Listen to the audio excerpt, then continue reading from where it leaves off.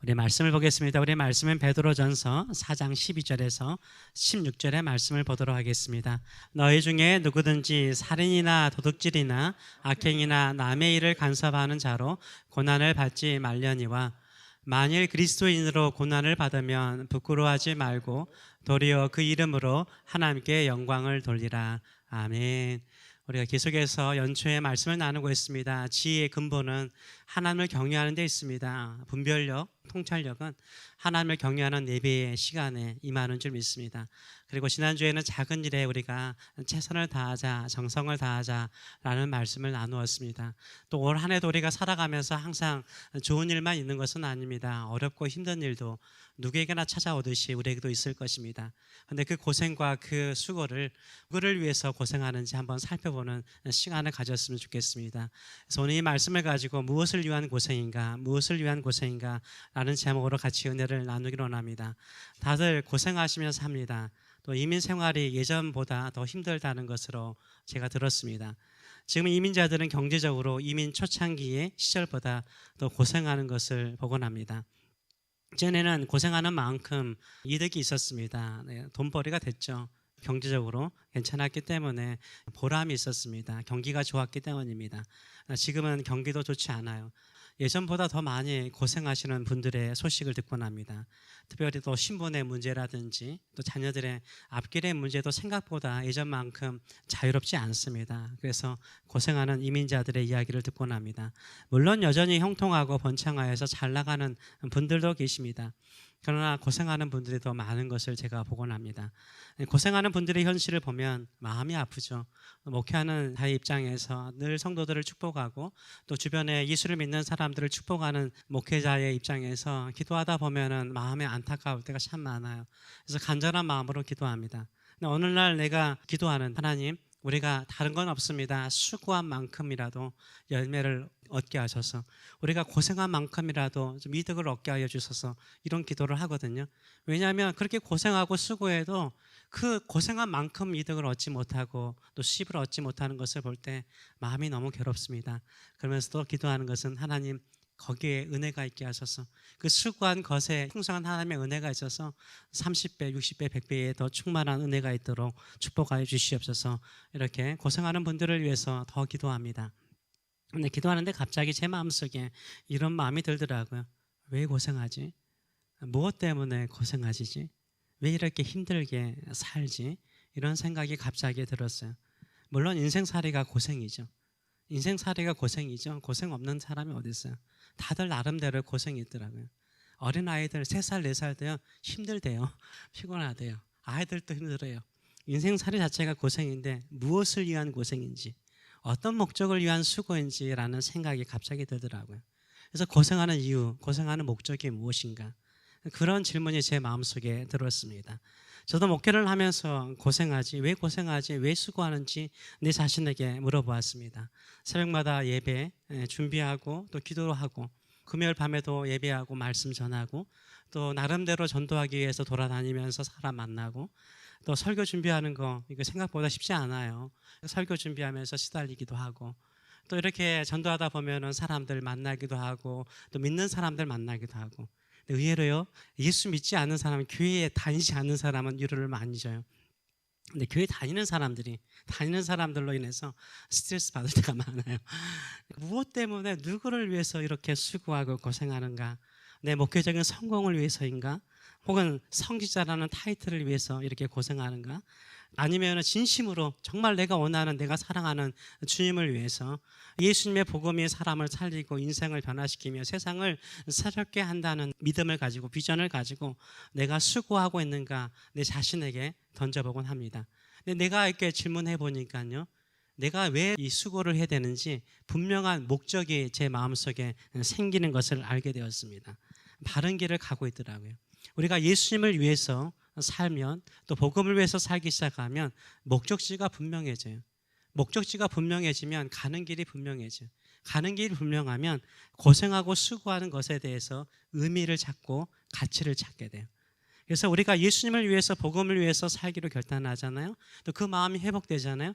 그러면은 이 일이 가치가 있는가, 의미가 있는가, 영원한 것인가, 정말 하나님께서 기뻐하시는 일인가를 묻게 되는 거예요.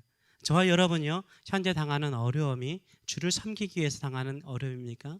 주님을 믿기 때문에 당하는 수고입니까? 그렇다면 복이 있는 줄 믿습니다. 하나님께서 여러분의 그 수고와 그 고생을 복되게 하실 줄 믿습니다. 이런 믿음을 가지고 주님을 위해서 살아가시는 저와 여러분 되시길 축원합니다. 인생은 다 어려움이 있습니다. 근데 의미 있고 가치 있고 소망이 있는 고난이 있는가 하면 의미도 없고 가치가 없고 영원하지 않는 그런 수고로움이 있습니다. 이것을 오늘 본문을 통해서 세 가지씩 같이 나누기를 원합니다. 정말로 의미 있고 가치가 있고 보람 있는 고난은 무엇일까요? 첫째는 의를 위한 고난입니다. 베드로전서 3장 14절의 말씀을 보게 되면 그러나 의를 위하여 고난을 받으면 복이 있는 자니, 의를 위해서, 의로움을 위해서, 하나님의 뜻을 위해서 고난을 받으면 복이 있는 사람이래요. 내가 의롭게 살고자 하나님의 말씀대로 살고자 고난받으면요, 그건 복 있는 사람이요. 그래서 두려워하지 말래요. 무서워하지 말래요. 근심하지 말래요. 그 의를 행하는 길을 계속해서 나가라고 말하고 있어요. 또한 선을 위해서 고난을 당하는 것도 복 있는 것입니다. 베드로전서 2장 20절의 말씀을 보게 되면 죄가 있어 매를 맞고 참으면 무슨 칭찬이 있으리요. 그러나 선을 행함으로, 착한 일을 행함으로 고난을 받고 참으면 이는 하나님 앞에서 아름답대요. 하나님이 보시기에 아름다운 게 뭐라고요? 선을 행하는 거예요. 남들을 도와주고 베풀고 나누어 주는 거. 어떻게 하든지 그들의 마음에 내 마음을 이어서 같이 공감해 주는 거. 이런 선한 일을 행하다 고난 받는 것은요, 하나님께서 아름답게 보신대요. 저와 여러분 이런 아름다운 길을 걸어가고 있는 줄 믿습니다. 그래서 의를 위해서 고난 받는 것은 의미가 있고 가치가 있습니다. 두 번째로는 예수 그리스도를 위해서 고난을 받는 것입니다. 빌립보서 1장 29절의 말씀을 보게 되면 그리스도를 위하여 너희에게 은혜를 주신 것은, 우리에게 은혜를 베푸신 그 목적은 무엇입니까? 예수님을 믿기 위한 거죠. 다만 그를 믿을 뿐만 아니라 우리가 은혜를 받은 것은 예수님을 믿기 위해서 은혜 받은 거예요. 그래서 우리가 그 은혜를 통해서 예수님을 믿게 되었어요. 또 한 가지, 예수를 위해서 뭐 하라고요? 고난도 받게 하려 함이라 라고 말하고 있어요. 그래서 예수를 믿는 사람들은요, 모든 것이 다 만사형통하는 게 아니에요. 거기에는 뭐가 있다고요? 고난이 있고 어려움이 있고 고생이 있고 수고가 있는 거예요. 누구를 위해서요? 예수 그리스도를 위해서 수고와 고난이 있다라고 말하고 있죠. 사도들과 교회를 개척하시는 수많은 믿음의 선진들이요, 고난과 역경이 있었습니다. 그럼에도 불구하고 기쁨으로 그 일을 했어요. 왜요? 그것이 복 있는 것이고 내가 받은 은혜에 대한 감사의 표현이었기 때문인 것입니다. 세 번째로는 교회를 위한 고난입니다. 교회를 위해서 고난받는 거예요. 골로새서 1장 24절은 사도 바울은 이렇게 말합니다. 나는 이제 너희를 위하여 받는 괴로움을 기뻐하고, 이 골로새 교회 성도들을 위해서 괴로운 일을 당하는데 그것을 오히려 괴롭게 여기는 것이 아니라 기뻐한다라고 말하고 있어요. 그러면서 그리스도의 남은 고난을 이야기합니다. 그리스도의 남은 고난을 그의 몸된 교회를 위하여 내 육체에 채운다라고 말하고 있어요. 예, 우리가 인생 살아가면서 내가 고생하는 거, 이게 예수님의 남은 고난을 채우는 게 아니에요. 무엇을 위해서요? 주님의 몸된 교회를 위해서 수고하고 헌신하는 것이요, 예수 그리스도의 남은 고난을 내 몸에 채우는 것이죠. 예수 그리스도께서 십자가에서 죽으시고 난 다음에 3일 만에 그 몸이 부활의 몸으로 바뀌었습니다. 그 당시에 권력자들은 예수님을 죽임으로 예수님을 믿는 모든 성도들의 모든 그리스도교는 끝났다라고 생각을 했어요. 근데 몸이 부활했잖아요. 예수님께서 몸만 부활하셨습니까? 뭐가 살아났어요? 교회가 생겼어요. 신약 교회가 생겼어요. 처치가 생겼어요. 교회가 생겼어요. 이 하나님을 믿는 성도들의 모인 교회가 생겼어요. 그 몸된 교회를 살려내는 것, 교회를 부흥시키는 것이 뭐예요? 그 부흥시키는 일에 수고하는 것이요, 그리스도의 남은 고난에 참여하는 거예요. 저와 여러분이 이 새 교회를 세워가는 것이 뭐예요? 그리스도의 남은 고난을 내 몸에 채우는 것인 줄 믿습니다. 아멘. 그래서 영광의 길을 지금 걸어가고 있는 거예요. 내가 새 교회를 섬기고 새 교회의 부흥을 위해서 수고하고 헌신하는 것은요, 복된 길이에요. 그리스도의 고난에 참여하는 영광의 길인 줄 믿습니다. 이 길을 걸어가시는 저와 여러분 되시길 축원합니다. 그런데 의미 없는 고난, 가치가 없는 고난이 있어요. 세 가지를 또 언급하는데요. 첫째는 죄로 인한 고난입니다. 죄로 인해서 어려운 일을 겪죠. 징벌을 받는 것이 있죠. 베드로전서 2장 20절은 이렇게 말하죠. 죄가 있어 매를 맞고 참으면 무슨 칭찬이 있으리요. 죄 때문에 내가 어렵고 힘들면 그거 칭찬받을 일이 아니죠. 오히려 형벌을 받고 있는 거죠. 두 번째로는 뭡니까? 욕심 때문이요. 일반적으로 욕심 때문에 고난 당한 사람 참 많습니다. 야고보서 1장 14절도 이렇게 말하죠. 오직 각 사람이 시험을 받는 것은 자기 욕심에 끌려서 미혹을 받는 거래요. 욕심을 버리는 게 되게 중요하죠. 예수 그리스도께서는 우리에게 말씀하셨어요. 먹고 마시는 것이 내게 있으면 족하는 걸로 여기라고 그랬어요. 근데 세상 사람들이 잘 살고 나보다 더 앞서가면 우리 마음속에 뭐가 생겨요? 욕심이 생겨요. 지금 시대는요, 이게 인터넷 시대고 SNS 시대라서 유튜브를 보게 되면 얼마나 잘 살고 잘 입는 사람들이 있는지 몰라요. 안 보면 상관없어요. 다 같이 가난하면 다 같이 행복해요. 근데 비교가 돼버리잖아요. 이제 비교 의식이 막 생기면 이 비교 의식이 우리 마음속에 뭘 만들어 놓죠? 대부분이요, 우월감을 갖는 사람 많지 않아요. 오히려 열등감을 가져요. 비교하면 열등감을 많이 가져요. 그래서 열등감이 우리를 우울하게 만들어요. 우울하게 만들어요. 우울하다 보니까 이게 두 가지 반응이 나오거든요. 자기를 보호하기 위해서 그냥 외톨이로 사는 사람이 있는가 하면 세상은 우리에게 말해요. 너 할 수 있다라고 말해요. 너 할 수 있다라고 말해요. 그래서 할 수 있다라고 말하면서 우리의 욕심을 자극해요. 그래서 사람들이 뼈 빠지게 고생을 해요. 그런데 그 얻어요? 못 따라가요. 앞서가는 사람 못 따라가요. 하나님의 은혜 없이는 못 따라가요. 근데 만족이 없어요. 그러다 보니까 몸도 지치고 마음도 지치고 우리의 영혼이 시들 때가 있습니다. 그래서 욕심 때문에 고난을 받는 사람이 많습니다. 세 번째로 오늘 본문에 나와 있는 건데요. 이게 좀 의미 있다라고 생각을 해요. 남의 일에 참견함으로 고난을 받아요. 15절의 말씀을 보게 되면 이렇게 말하고 있습니다. 너희 중에 누구든지 살인이나 도둑질이나 악행이나 뭐 이런 것들은 당연히 심판받는 일이니까 아무런 의미가 없는데 남의 일에 간섭하는 자로 고난받지 말래요. 있었나 봐요. 괜히 남의 일에 참견하는 자로서 고난을 받는 사람이 있었나 봐요. 그래서 우리는 이것을 가볍게 여길 수 있어요. 뭐 살다 보면 다 간섭할 수 있지, 조언할 수 있지, 충고할 수 있지 이런 생각을 할 때가 많아요. 근데 의외로요, 사람들이요 힘들어하는 거, 고통스럽게 고생하는 게 뭔지 아세요?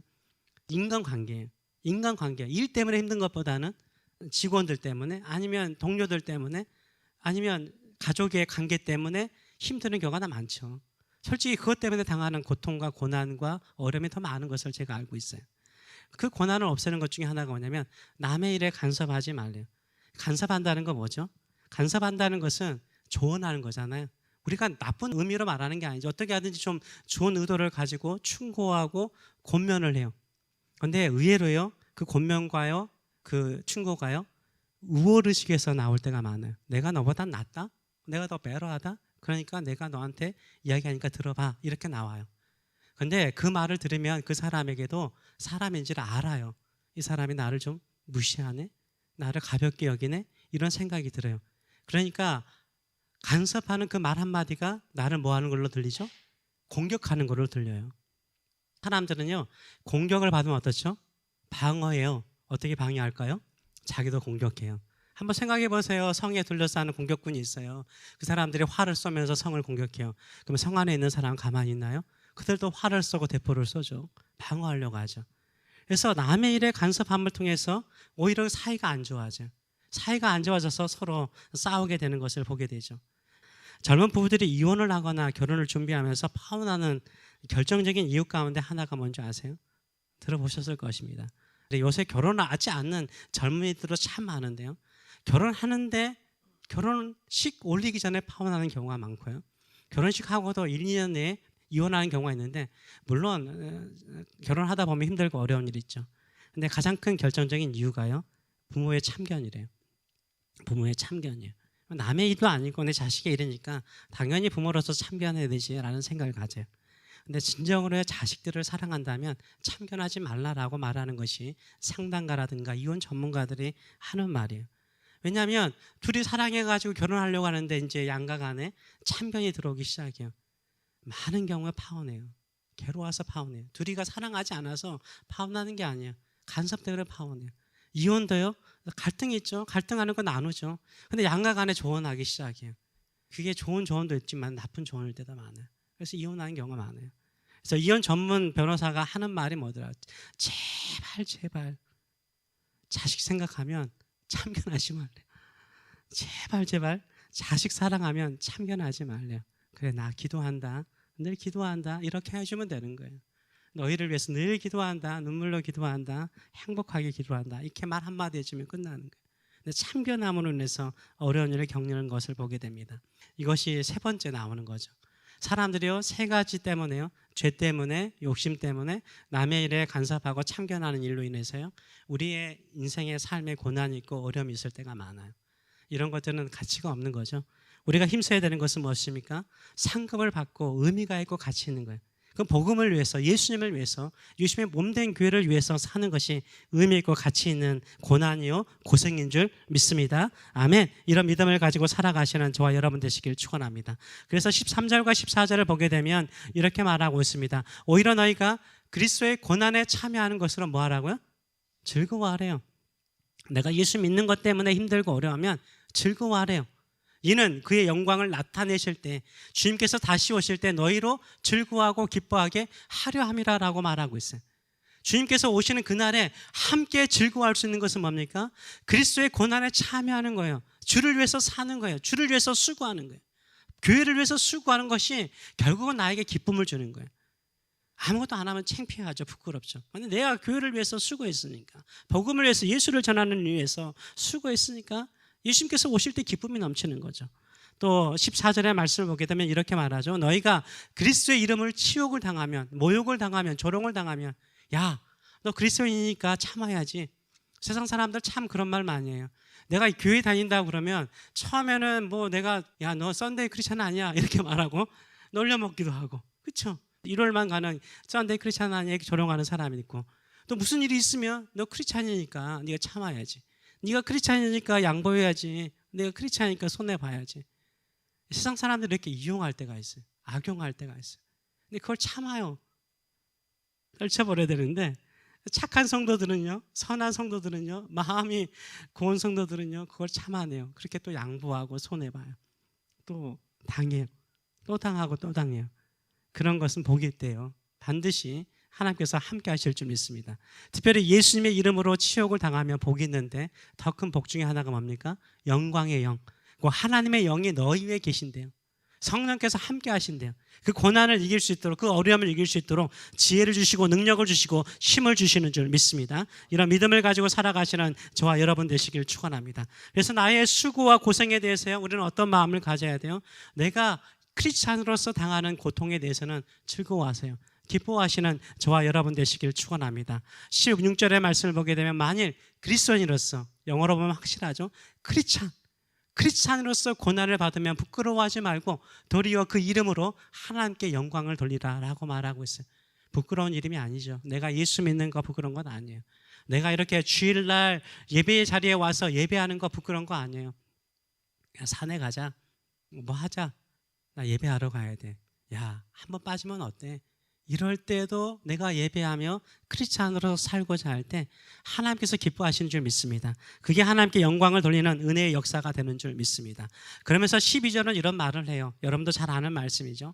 사랑하는 자들아, 너희를 연단하려는 불의 시험을 이상한 일 당하는 것 같이 이상히 여기지 말라는 거예요. 여기서 보게 되면 이 불같은 시험, 불시험을요, painful trial이라고 말해요. 고통스럽다는 거죠. 수고로운 테스트, 어려운 일이라고 말해요. 근데 우리가 예수를 믿는 사람이라면 이런 불같은 시험이 우리에게 있어요, 없어요? 있다는 거예요. 있는 게 이상한 게 아니라 없는 게 이상한 거예요. 이 painful trial, 이게 우리에게 있는 게요, 정상인 거예요. 예수 믿기 때문에, 하나님을 믿기 때문에, 말씀대로 살기 때문에 이런 painful trial이 있는 것이 정상인 거예요. 이상히 여기지 말래요. 여러분이 믿음으로 살며 기도하며 살며 예배드리며 사는데 어려움이 있어요. 그것은 정상이라고 말을 해요. 고통이 있다라고 말을 하고 있어요. 근데 그 고통이 있지만요, 그 고통 후에 뭐가 있어요? 기쁨이 있어요. 즐거움이 있어요. 운동하는 선수들 보세요. 운동하는 게 얼마나 힘들어요. 운동하는 게 너무 힘든데도 불구하고 운동이 딱 끝나고 나면요, 뭐라고 말해요? 즐거웠대요. 기뻤대요. 이렇게 말해요. 우리 젊은이들이 요새는 피트니스 많이 가서 아령이라든가 막 무거운 거 들지 않습니까? 자기 힘으로 들 수 없는 거 막 들어 올려요. 막. 올리면서도 페인풀이죠. 고통이죠. 얼마나 고통스러워요. 근데 끝나고 나면 시원하다, 즐거웠다, 행복했다, 이렇게 이야기해요. 왜 그렇습니까? 그게 즐거움을 줘요. 성도들의 삶도 마찬가지예요. 성도도요, 항상 순탄하면 기쁨이 있을까요? 만족이 없어요. 기쁨이 없어요. 근데 고통스러워요. 힘들어요. 그 이후에 기쁨이 있는 거예요. 신앙도 그 이후에 기쁨이 있는 거예요. 기도 생활도 마찬가지죠. 기도도 약간 힘들게 해야 그 다음에 그 응답받고 역사하신 하나님의 은혜 때문에 기쁨이 있는 거예요. 신앙생활도 마찬가지입니다. 약간의 페인풀이 있어야 돼요. 그 이후에 얻는 즐거움이 더 크기 때문인 거예요. 이런 기쁨을 누리시는 저와 여러분 되시길 축원합니다. 교회를 위해서 수고할 때도 헌신할 때도 약간 고통스러움이 있어야 된다는 생각을 해요. 내가 교회 다니고 교회 생활하는데 편해요. 이거는 정상 아니에요. 약간의 어려움이 있어야 돼요. 내가 우리 교회 다니는데 뭐 모임도 없고 헌신도 없고 이런 거 생각할 수 있잖아요. 저는 여러분에게 헌신을 요구합니다. 어디에 헌신을 요구할까요? 예배요. 예배에는 종합 비타민이에요. 예배만큼 모든 것이 다 포함되어 있는 건 없어요. 예배에 헌신하시는 저와 여러분 되시길 축원합니다. 아멘. 예배가요, 우리는요 새벽 예배 4번 있죠. 금요 예배 있잖아요. 주일 예배 6번 있잖아요. 여기에 6번 가운데 죄송하지만 절반은 참석하시면 얼마나 좋을까요? 힘들죠. 주일 한 번 오는 것도 힘든데 한 번 더 요구하면 저에게는 힘든 것입니다 라고 이야기할 수 있어요. 그러나요, 한번 해보세요. 분명히 영적인 유익함이 있을 줄 믿습니다. 하나님이 기억하시고 하나님께서 은혜를 베풀어 주실 줄 믿습니다. 우리 교회는 성경 공부가 없는데요, 항상 제가 말하지만요, 예배가 성경 공부예요.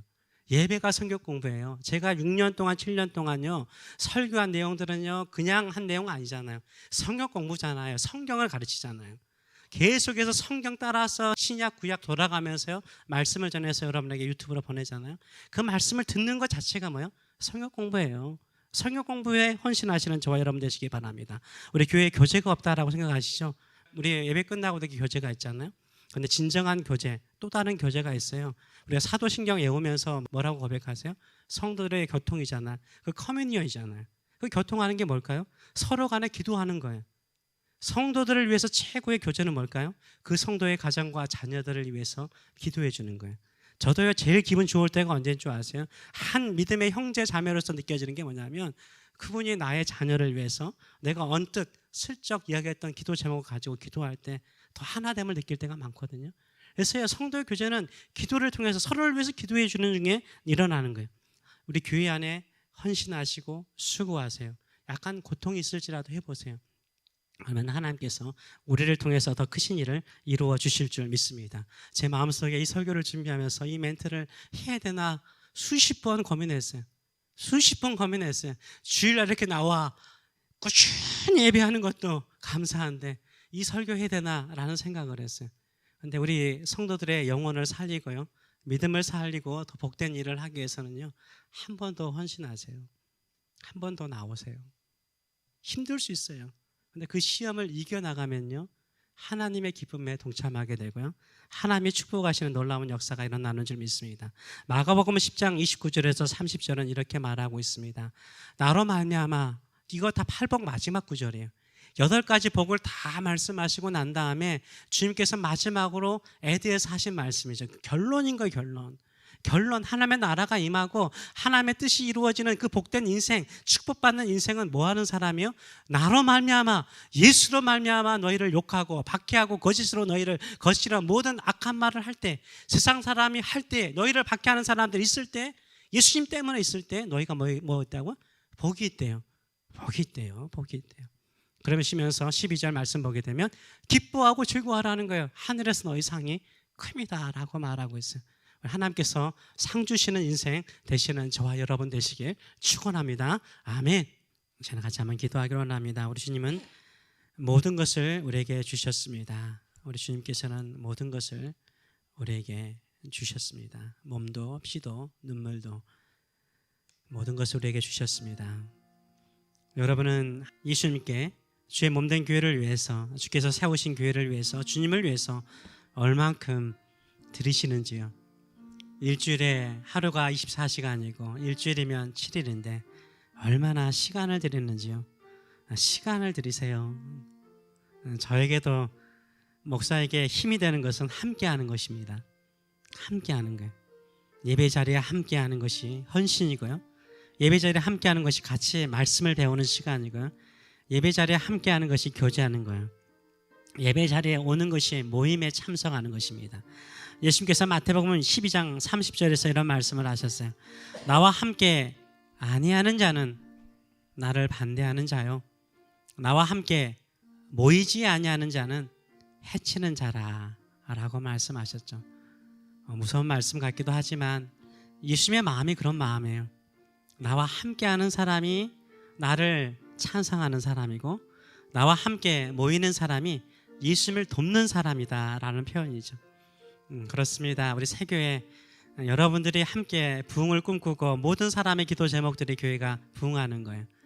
열심히 전도하는 것도 중요하고, 열심히 모여서 말씀을 배우고 그 말씀에 도전을 받아서 종합 비타민을 먹듯이 힘을 얻어가지고 지치지 않는 힘을 가지고 에너지를 가지고 복음 전하면 얼마나 좋겠습니까? 우리 한번 그럽시다. 2024년도에는 한번 2023년도에 드렸던 예배 가운데 한 번 더 드려서 더 하나님 앞에 가까이 나가는 저의 삶, 믿음으로 한문신하는 저의 삶이 되게 하여 주시옵소서. 그래서 예수님의 고난에 동참하고 예수님의 기쁨에 동참하는 저의 삶이 되게 하여 주시옵소서. 이런 믿음으로 같이 한번 기도하겠습니다. 살아계신 하나님 아버지의 은혜를 감사드립니다. 우리에게 은혜를 베푸신 것은 예수 그리스도를 믿을 뿐만 아니라 예수 그리스도를 위해서 고난도, 주의 몸된 교회를 위해서 고난도, 주께서 우리에게 명령하신 지상 명령을 위해서 고난도 이기고 그 고난 속에서 기쁨에 참여하는 자로 우리를 부르신 줄 믿습니다. 그 영광의 자리에 참여한 자로 우리를 부르신 줄 믿습니다. 하나님, 우리 믿음의 모든 성도들의 소원이 우리 교회의 부흥입니다. 우리 교회가 부흥하기를 원합니다. 그러기 위해서 우리 성도들이 더 모이고 합심하여 기도하고 함께 모여서 주의 영광을 바라고 주의 부흥을 바라고 주의 도우심을 구하고 성도들을 위해서 서로 기도함을 통해서 아름다운 공동체, 빛나는 공동체, 흘러넘치는 공동체, 빛을 발하여서 수많은 영혼들을 구원하는 우리 믿음의 교회가 될 수 있도록 축복하여 주시옵소서. 지금까지 우리 믿음의 성도들 여기까지 수고하고 고생한 거 우리 주님께서 아십니다. 여기에 조금만 더 헌신하고 충성하여서 더 복된 교회 만들어갈 수 있도록 은혜 더하여 주시옵소서. 이제는 우리를 사랑하시되 영원토록 사랑하며 우리에게 은혜와 구원과 기쁨에 참여하는 자로 부르신 하나님 아버지의 크신 사랑하심과 내가 다 주었다, 더 조금만 더 줄 수 없니? 라고 우리에게 우리의 마음의 문을 두드리시는 예수 그리스도의 무한하신 은혜와 오늘도 영광의 영, 고난 가운데 있을 때 임하시는 영광의 영이 되셔서 능히 이기고 그 기쁨에 참여하게 하시는 성령의 교통하심과 임재하심이 사랑하는 성도들 머리 위에, 자녀들 머리 위에 영원토록 함께 하시기를 축원합니다. 아멘.